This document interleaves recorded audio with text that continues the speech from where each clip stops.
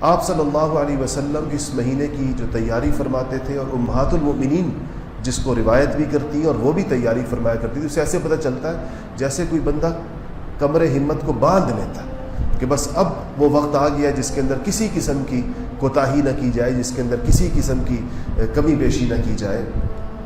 اس کی رمضان المبارک جب آتا ہے تو خواتین کے حوالے سے ہی میں عرض کروں گا، میں نے عرض کے مردوں کے حوالے سے تو جمعے کے اندر بات ہو جاتی ہے۔ بدقسمتی سے ہمارے گھروں کا ہم نے ماحول یہ بنایا ہے کہ خواتین کی جمعے کی رمضان کی تیاری کا مطلب یہ ہے کہ وہ کھانے پینے کی تیاری کریں اور وہ چیزوں کو تیار کر کے فریز کریں اور فریزروں میں رکھیں اور اس طرح تیاری کریں، اور ان کا سارا دن اسی میں گزر جاتا ہے۔ ظہر کے بعد سے وہ افطاری کی تیاری شروع کرتی ہیں، اور افطاری کے وقت تک یعنی جب اذان ہو رہی ہوتی ہے اس وقت بھی خاتون خانہ ڈائننگ اور کچن کے درمیان چکر لگا رہی ہوتی ہے، کوئی چیز پہنچا رہی ہے، کسی کو یہ چاہیے، کسی کو وہ چاہیے۔ اس دعا کی بھی کبھی اس کو موقع نہیں ملتا جو قبولیت اور اجابت کی دعا کا وقت ہے، خاص طور پر افطاری سے پہلے۔ ایسے ہی سحری کے اندر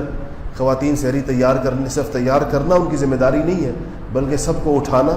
اور 10 دفعہ اٹھانا اور تیاری سحری کروانا، اور اس عمل کے دوران عام طور پر اذانیں ہو جاتی ہیں یا سائرن بج جاتے ہیں، ان کو اس وقت بھی دعا کا موقع نہیں ملتا، اس وقت بھی تہجد کا موقع نہیں ملتا، اس وقت میں 2 نفل پڑھنے کا موقع نہیں ملتا، کیونکہ یہ سارا کام ان کی۔ اس کی وجہ کیا ہے کہ ہم لوگوں نے ان چیزوں کو بہت پھیلا دیا۔ اتنا پھیلا ہوا نظم نہیں ہوتا تھا رمضان المبارک کا قرون اولیٰ کے زمانے میں جتنا اب پھیل گیا۔ ہمارے ہاں افطاری کے نام سے ایک مستقل دعوت ہے اور کھانا الگ سے۔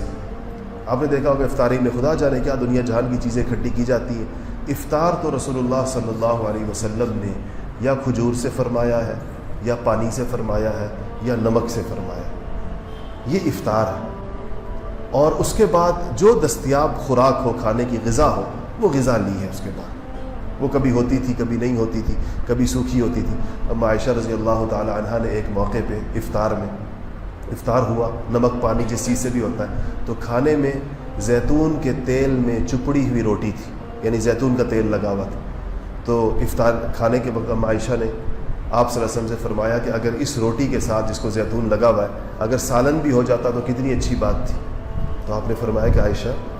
اگر روٹی کے ساتھ زیتون کا تیل ہو تو پھر کیا سالن کی ضرورت رہ جاتی ہے؟ کہ جب روٹی کے ساتھ زیتون کا تیل موجود ہو تو کیا پھر سالن کی ضرورت رہ جاتی ہے؟ آپ اس